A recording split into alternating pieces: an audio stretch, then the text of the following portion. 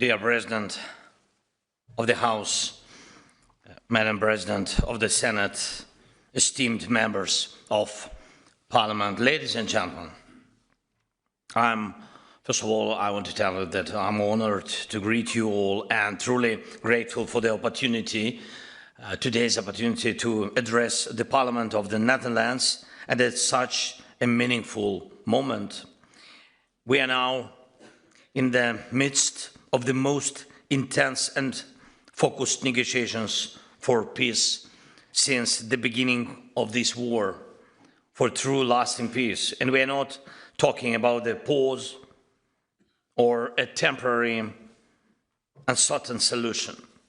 We are working closely with partners to finally end this Russian war against Ukraine, and through Ukraine, again, the very essence of life in Europe.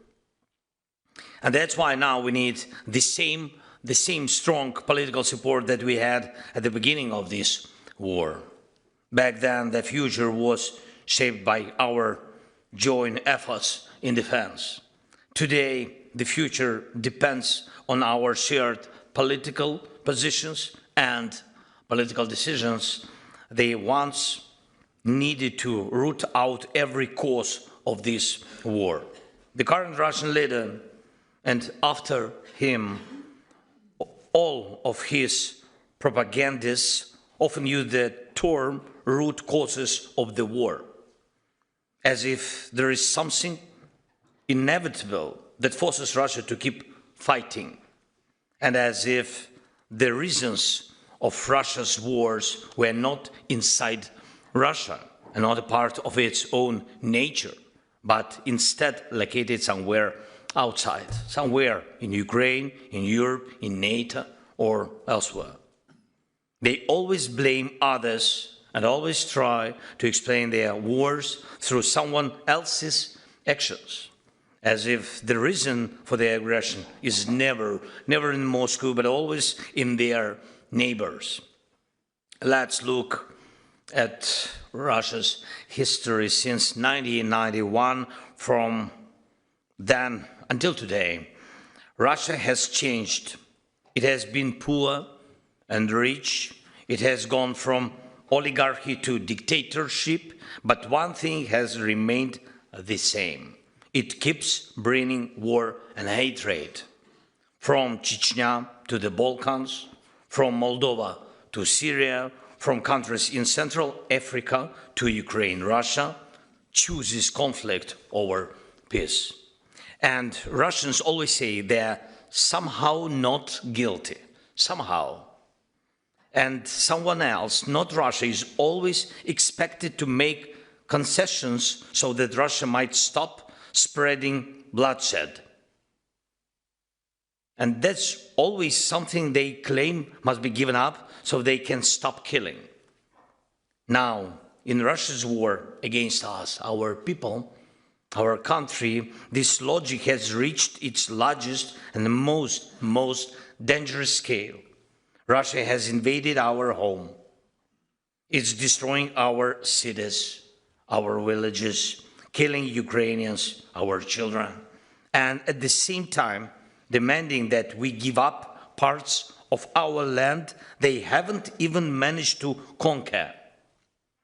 Russia keeps nearly a million strong occupation force on our territory, and yet it demands that Ukraine accept limits on our right to join alliances and on our sovereignty. Russia strikes our infrastructure, our cities and villages, our energy, and blame us in it. And when we strike back, they cry out as if only they have the right to strike and others must stay silent and suffer. That is Russia. And the truth is, we are dealing with a chronic offender. At the root of all the problems and even of every Russian strike is this: Russia behaves like a career criminal who's convinced he will never be caught.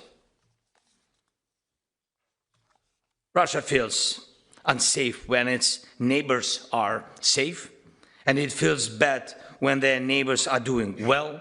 Russia is a state that fundamentally rejects the idea of everyone, including itself, playing by the same rules. And that's exactly where the real path to peace begins. It's not enough to force Russia into a deal. It's not enough to make it stop killing. We must make Russia accept that there are rules in the world and that it cannot deceive everyone. This is the path to lasting peace. And I thank you, Netherlands, for standing with us on this path and for supporting all the elements of the just end to this war, from stopping the killing to defending justice for Ukraine. It truly matters, and I'm sincerely grateful to you for that. Thank you. Ladies and gentlemen, together with partners, we are working not only to stop the bloodshed, but to change the situation along Russia's borders so there is no opportunity to start another war. And we understand that criminals don't change in a day. That's why the talks these days are not only about ceasefire, but about security guarantees. This is not only about diplomacy, not only about physical security. It's also about making Russia finally learn to live by the rule of law. And it will only work if there is true accountability, if the punishment of the aggressor becomes inevitable. Yes, it's not easy, but it's not as difficult as some may try to portray it. We have already done a great job. Now we simply need to press forward and bring the criminal to justice. Last week, I visited one of our cities on the front line, yes, our city of Kupiansk. And it's a city in the eastern Ukraine, and the front line is now very really close to it. And Putin publicly lied, claiming that Russian forces had already taken the city. So I went to Kupiansk myself to show the world Putin is lying, to show only one thing, this. And we must keep exposing every single Russian falsehood, because truth restores justice. And I will continue to destroy every Russian line on the front line and around the world. And I urge you to support Ukraine in this effort. This is how it works. Truth is the ground on which justice grows.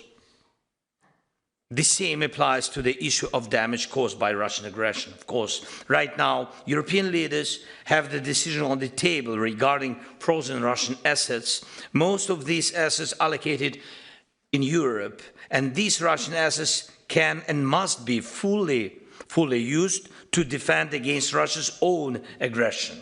The aggressor must pay. And this is also about restoring justice, and in a way that Russia will truly feel. Putin does not believe in people. He believes only in power and in money. He spends around 30,000 soldiers' lives on the front every month. Not wounded, 30,000 each month killed. And there was a month when 25,000 Russians were killed. Another month, 31,000. We have drone footage confirming these deaths. Russian assaults are always insanely bloody, but Putin does not care. Russians don't count their dead, but they do count every dollar and every euro they lose. That is why a strong decision on Russian money is needed, and these funds must work to defend against Russia. And I urge you to support this. Next point. Each day now, Ukrainians are working to restore electricity, heating, and water after Russian missiles and drones attacks. Russia is deliberately targeting our infrastructure. They know that in our region, the winter cold can become one of the most dangerous weapons They try to use it against Ukrainians, against just ordinary people, against normal life. And that's why it's so important not to relax or rely on diplomacy alone.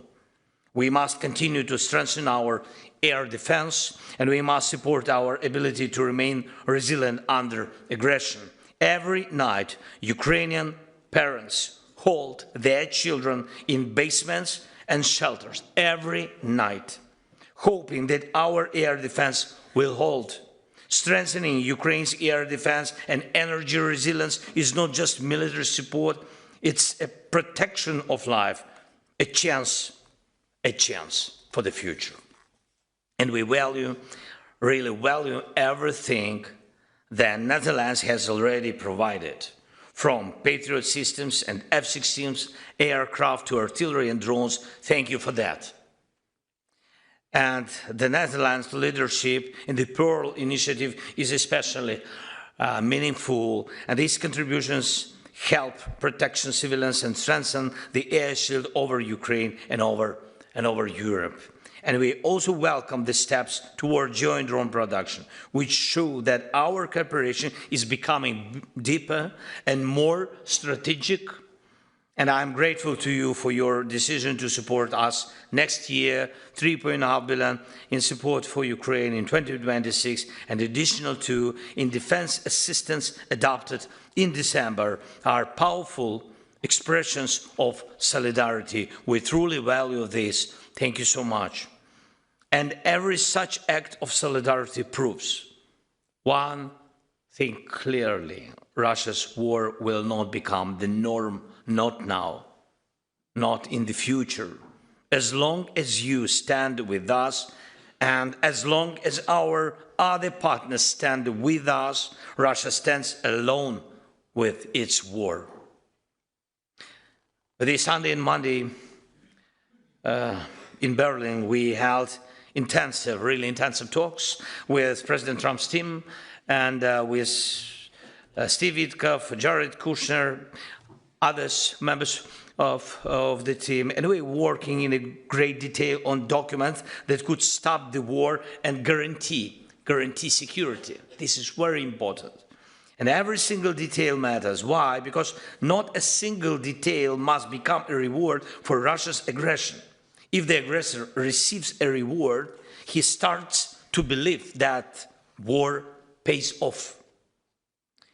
And that is why justice must be central to ending this war. Please support this approach. Justice must not be pushed to the margins of diplomacy. And there was too little justice for Moldova, it's true, too little. And for Syria, and for many, many other countries, those wars dragged on. And today the problems are so difficult to solve. And we must show through Ukraine that Europe and the United States of America are capable of delivering real results in securing peace. One more point. In this war, each of us carries something that we really cannot forgive.